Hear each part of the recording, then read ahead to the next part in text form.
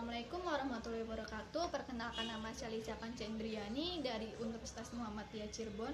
Prodi Ilmu Komunikasi akan bercerita tentang Lutung Kasarung. Pada zaman dahulu terdapat sebuah kerajaan di Jawa Barat. Raja dan ratu memiliki 7 orang putri, dan 5 diantaranya sudah menikah kecuali putri tertua dan termuda. Saat usianya semakin menua, sang raja sering merasa gundah karena ia harus segera menunjuk penggantinya.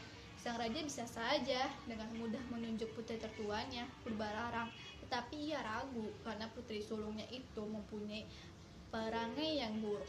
Lain halnya dengan si putri bungsu, Purbasari, yang dicintai semua orang. Akhirnya sang raja memilih Purbasari untuk menggantikannya memimpin kerajaan.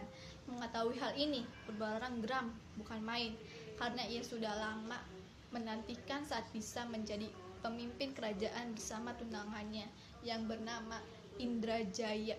Mereka pun merancang rencana jahat untuk mengusir Purbasari dari kerajaan.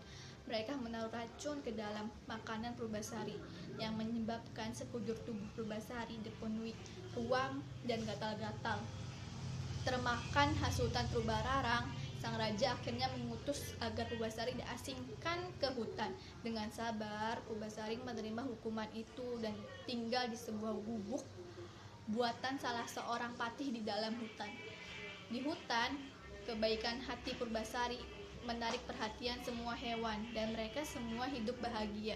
Di antara semua hewan di hutan, Purbasari paling dekat dengan seekor monyet bernama Lutung Kasarung. Ternyata Lutung adalah seorang pangeran yang juga diusir dari kerajaannya karena dihukum oleh para dewa akibat melakukan perbuatan tercela. Tak lama kemudian mereka berdua menjadi sahabat dekat. Suatu hari Lutung bertapa dan memohon para dewa agar menyembuhkan penyakit Purbasari. Tiba-tiba sebuah danau muncul di tengah hutan. Setelah mandi danau itu, Purbasari pun sembuh dari penyakitnya dan kembali ke wujud aslinya yang sangat cantik. Ketika patih kerajaan kembali ke hutan untuk melihat kondisi Purbasari, ia memutuskan untuk membawa sang putri kembali ke kerajaan. Si Lutung juga ikut dibawa, serta kembalinya Purbasari ke kerajaan disambut gembira oleh semua orang kecuali Purbararang. Demi mencegah sang raja sekali lagi menunjuk Purbasari menjadi pemimpin, Purbararang membujuk ayahnya untuk menggelarkan perlombaan untuk menentukan siapa yang lebih pantas menduduki tahta kerajaan. Pertama, sang raja menggelar lomba memasak. Purbararang dibantu oleh para pelayan istana, sedangkan Purbasari hanya ditemani oleh Lutung. Saat Purbararang hampir selesai memasak, Purbasari mulai panik. Kemudian Lutung pun memanggil para bidadari dari langit untuk turun dan membantu Purbasari, sehingga Purbasari pun dapat menyelesaikan masakannya tepat waktu. Para juri juga memutuskan bahwa masakan Purbasari lebih lezat daripada makanan Purbararang. Purbararang tidak dapat menerima keputusan juri dan merayu sang ayah agar menyelenggarakan lomba lain. Pada kali kedua, sang raja memerintahkan kedua putrinya untuk menggerai rambutnya dan membandingkan rambut siapa yang lebih panjang. Purbararang membuka gelungannya sehingga rambutnya tergerai hingga ke betis. Purbasari merasa putus asa karena ia tahu rambutnya tidak sepanjang itu. Sekali lagi Lutung memohon kepada para dewa untuk membantu Purbasari.